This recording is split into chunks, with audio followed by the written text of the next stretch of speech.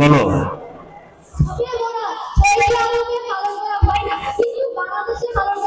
চমৎকার উত্তর দিচ্ছি বাবা, সুন্দর প্রশ্ন করেছেন, উত্তর দিচ্ছি।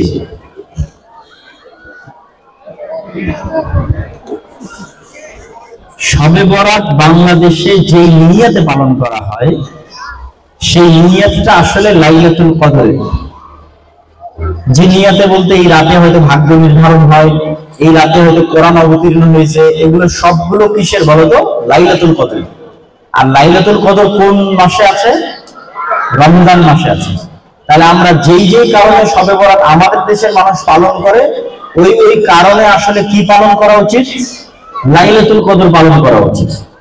আর আলটিমেটলি শবে বরাতের জন্য বিশেষ কোনো বিশেষত্ব কোরআন এবং হাদিসে পাওয়া যায় না। তাহলে কি পাওয়া যায়? আচ্ছা, প্রশ্ন থাকলে দিয়ে দেয়, সমস্যা নাই, আমি পরে অন্তত দেখি, যেটা গুরুত্বপূর্ণ মনে করবো সেটা দিন। তাহলে শবে বরাত কেন করা হয়? শবে বরাত মূলত রমজানের পূর্বের মাসের নাম কি? রমজানের আগের মাসের নাম কি? বলো কি মাস? শাবান মাস। শাবান মাস। তো প্র্যাকটিসের জন্য রমজানে যে আমি সিয়াম রাখবো, এটা যেন আমার কাছে কঠিন না হয়, এই প্র্যাকটিসের জন্য আল্লাহ নবী শাবান মাসে প্রচুর সিয়াম রাখতেন আগে থেকে। তো সিয়াম রাখতে রাখতে 15 শাবানও সিয়াম রাখতেন, যেটা শবে বরাতের রাত, শবে বরাতের দিন। ইউটিউবে স্পন্সর করে টাকা ইনকাম করা যাবে কিনা? বাস্তব জগতে যা যা হালাল, ইউটিউবেও তাই তাই হালাল। কিসের স্পন্সর হচ্ছে, কোন ভিডিওটি স্পন্সর হচ্ছে, এটা হচ্ছে বিষয়। যদি ভিডিওর কন্টেন্ট ঠিক থাকে, স্পন্সরের বিষয় ঠিক থাকে, সমস্যা নাই। আর যারা ইউটিউবার, যারা হচ্ছে সরাসরি মনিটাইজেশনের মাধ্যমে টাকা ইনকাম করে, তাদের যেহেতু কোনো কন্ট্রোল থাকে না, ইউটিউব কি অ্যাড দেখাবে, ফলত ওইটাকে আলেম ওলামারা হালাল বলে না, বরং ওইটাকে হারামি বলা হয়। যদি কন্ট্রোল থাকতো যে আমি আমার বাছাইকৃত অ্যাড দেখাবো, তাহলে এটা একটা বিষয় ছিল। ছেলে এবং মেয়েদের বন্ধুত্ব কি হারাম? আমি আবারও বলি, ছেলে এবং মেয়েদের মধ্যে বিবাহের বাইরে যে সম্পর্ক হয় সেটার নাম কি? তোমাদের এখনই শিখালাম, সেটার নাম কি? জিনা বা ব্যভিচার। আর কোনো সম্পর্ক নাই। রোজা থাকার সময় থুথু গিলে ফেললে রোজা ভেঙে যাবে কি? না, ভাঙবে না। নেশাগ্রস্ত বন্ধুদের কিভাবে ঠিক পথে আনা যায়? আমি এই প্রোগ্রামে তোমাদেরকে এর আগেও বলেছি, এখনো বলতেছি যে সব সমস্যার সমাধান হয়ে যাবে যদি কেউ এই শক্ত সিদ্ধান্ত নেয় যে এট এনি কস্ট, যে কোনো মূল্যে সে 5 ওয়াক্ত সালাত আদায় করবে। সব সমস্যার সমাধান হয়ে যাবে। সব যত প্রবলেমস তোমার লাইফে তুমি ফেস করতেছো, যত গুনাহ, যত অপরাধ, এই অপরাধগুলো মানুষ করে কেন? তার নিজের অন্তরের উপর তার কন্ট্রোল নাই, এই জন্যই তো অপরাধ করে। আমার সাথে তোমার অ্যান্সার দিবা। সে নেশাগ্রস্ত কেন? তার নিজের নাফসের উপর তার কন্ট্রোল আছে? কন্ট্রোল নাই। তাহলে সে কন্ট্রোল প্রতিষ্ঠা করবে কিভাবে? তার নাফসকে তো কাজ দিতে হবে, পিটিয়ে কাজ দিতে হবে। সে পিটানোটা কি? ওকে বলতে হবে তোমার জন্য এটাই পিটানো যে তুমি 5 ওয়াক্ত সালাত আদায় করবে। এটাই ফাইট। ও পারবে না 5 ওয়াক্ত সালাত আদায় করতে। যখন ওর নাফসের সাথে যুদ্ধ করে, ফাইট করে, পিটিয়ে মেরে 5 ওয়াক্ত সালাতে যাবে, তখন ধীরে ধীরে ওর নাফসের উপর কন্ট্রোল প্রতিষ্ঠা হবে। স্লোলি ও স্বাধীনভাবে সিদ্ধান্ত নিতে শিখবে। এতক্ষণ তো শয়তানের গোলাম ছিল, এখন আস্তে আস্তে ওর নিজের নাফসের সে মালিক হয়ে যাবে। যখন একবার নিজের নাফসের মালিক নিজে হয়ে যাবে, তখন সে নিজেই ডিসিশন নেবে যে সে নেশাগ্রস্ত হবে কি হবে না, তখন অটোমেটিক সে হবে না। সবাই বলে গান একটি শিল্প, এটি শোনা এবং গাওয়া ইসলামিক জায়েজ। গানের কথা এবং বাক্যের মধ্যে যদি কোনো প্রকার অশ্লীলতা না থাকে, রাসূল সাল্লাল্লাহু আলাইহি ওয়াসাল্লামের নিজস্ব কবি ছিল হাসান বিন সাবিত। জাহিলি যুগের যারা কবি ছিল, তারা আল্লাহ নবীর উপর যখন কবিতা লিখতো, উনি আবার জবাব দিতেন। তো গুড ল্যাঙ্গুয়েজ, ভালো ভাষায় সাহিত্য চর্চা খারাপ কিছু নয়। কোরআন ইটসেলফ একটা লিটারেচার, কোরআন ইটসেলফ একটা সাহিত্য।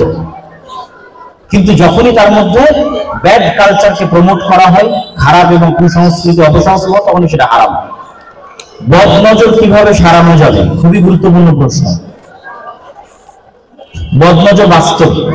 এই জন্য যখনই কোনো বাচ্চা ভালো করবে, তখন সাথে সাথে বলতে হবে মাশাআল্লাহ, বারাকাল্লাহ।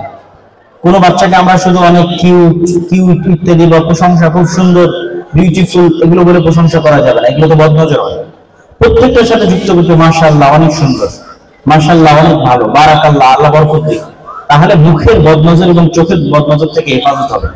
দ্বিতীয়ত, সকালে এবং সন্ধ্যায় নিজের চারিপাশে শয়তান যেন প্রবেশ করতে না পারে এই জন্য বর্ম তৈরি করতে হবে, ঢাল তৈরি করতে হবে। সকালে এবং সন্ধ্যায় সেই ঢালটা হচ্ছে জিকির এবং আযকার। সূরা ফাতিহা, আয়াতুল কুরসি, সূরা বাকারার শেষ দুই আয়াত, নাস, ফালাক, ইখলাস, এগুলো হচ্ছে ঢাল, বর্ম। এগুলো শয়তানকে প্রবেশ করতে দেয় না, বদনজর, জাদু, কালো জাদু কিছু প্রবেশ করতে দেয় না। পর্দা করতে চাইলে হিজাব ও বোরকা পরা কি আবশ্যক? পরা আবশ্যক এরকম বলবো না, স্বাভাবিক যে কোনো পোশাক দিয়ে শালীনতা রক্ষা হলেই হলো।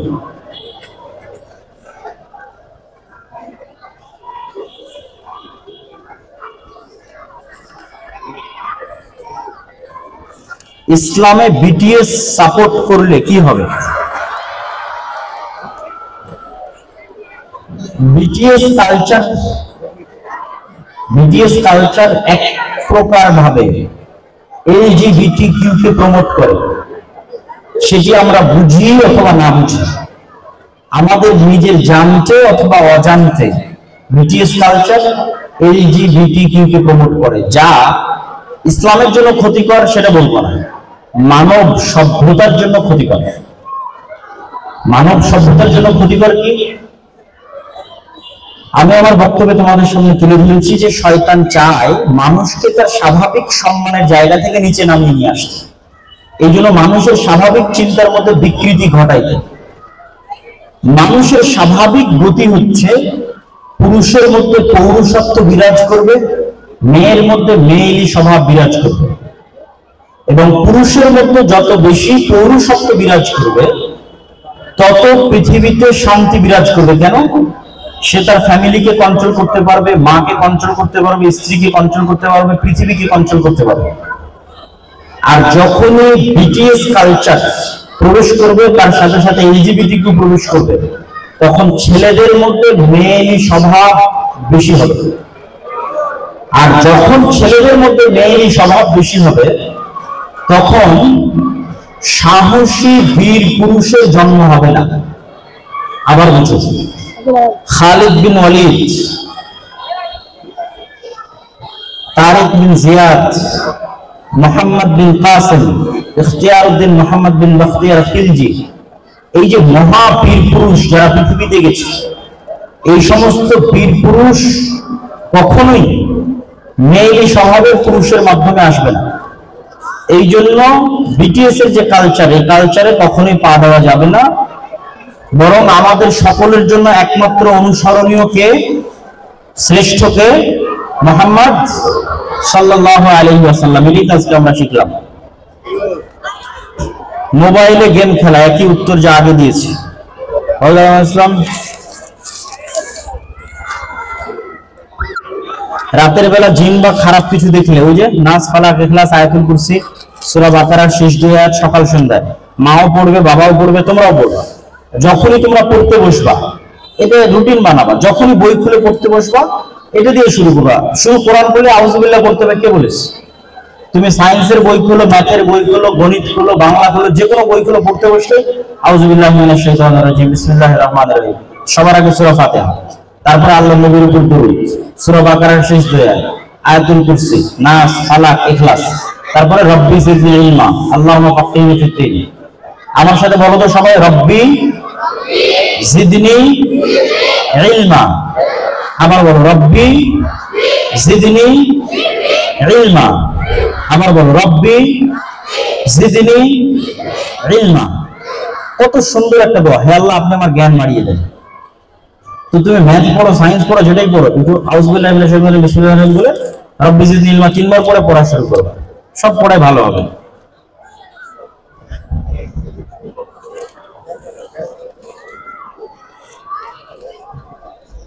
হারাম মানে তো নিষিদ্ধ, তাহলে কাবা ঘরকে হারাম বলা হয় কেন? খুব সুন্দর প্রশ্ন, এটা দিয়ে শেষ করতেছে। বারবার ব্যর্থ হলে ব্যর্থ থেকে সফলতা কিভাবে অর্জন করবো? ইউসুফ আলাইহিস সালামের জীবনী পড়ো। তুমি কোনোদিন মানুষের বাড়িতে কাজ করেছো? উত্তর দাও, মানুষের বাড়িতে কাজ করেছো? ইউসুফ আলাইহিস সালাম মানুষের বাড়িতে কাজ করেছে। তুমি এখন পর্যন্ত জেলে গেছো?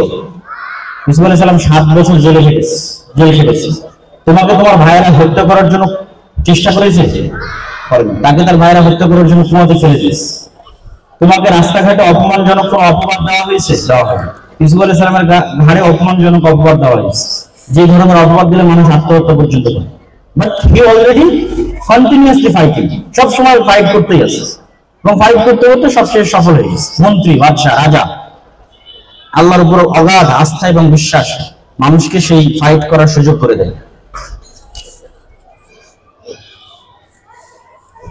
ছেলে এবং মেয়েদের নামাজ একই, আলাদা বিশেষ কোনো পার্থক্য নাই। মেয়েদের নবী কি আলাদা?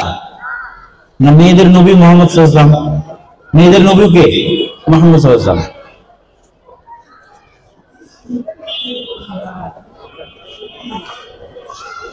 আচ্ছা, সবশেষ যে প্রশ্নটা ছিল কি যেন, যেটার উত্তর দিয়ে গেলাম, হারাম। হারাম শব্দের অর্থ হচ্ছে নিষিদ্ধ। তো প্রধানমন্ত্রীর যে বাসভবন ছিল, গণভবন, সেখানে কি তোমাদের প্রবেশ করা অনুমতি ছিল না নিষিদ্ধ ছিল? নিষিদ্ধ ছিল। এখন প্রধান উপদেষ্টার বাসভবন বা ক্যান্টনমেন্ট এরিয়া প্রবেশ উন্মুক্ত না নিষিদ্ধ? নিষিদ্ধ। তো একটা জিনিস যখন সম্মানিত হয় তখন ওখানে সবার অ্যাক্সেস থাকে না। তো যেহেতু ওই জায়গায় সকলের প্রবেশ উন্মুক্ত নয় এবং অসংখ্য হালাল কাজ ওই জায়গায় গেলে হারাম হয়ে যায়। যেমন বাইরে গাছ কাটা হালাল, ওখানে গাছ কাটা হারাম। বাইরে পাখি শিকার করা হালাল, ওখানে পাখি শিকার করা হারাম। অসংখ্য হালাল কাজ ওর ভিতরে গেলে হারাম হয়। ফলত ওই জায়গার সম্মানের কারণে, যেহেতু ওখানে সকলের অ্যাক্সেস নাই এবং অসংখ্য হালাল কাজ হারাম হয়, এই জন্য সেটিকে বলা হয় হারাম। এগুলো আজকে আমরা আমাদের বক্তব্য শেষ করছি। সুবহানাকাল্লাহুম্মা ওয়া বিহামদিকা আশহাদু আল্লা ইলাহা ইল্লা আনতা আস্তাগফিরুকা ওয়া আতুবু ইলাইক। আবারও তোমাদের সাথে দেখা হবে ইনশাআল্লাহ। আসসালামু আলাইকুম ওয়া রাহমাতুল্লাহি ওয়া বারাকাতুহু।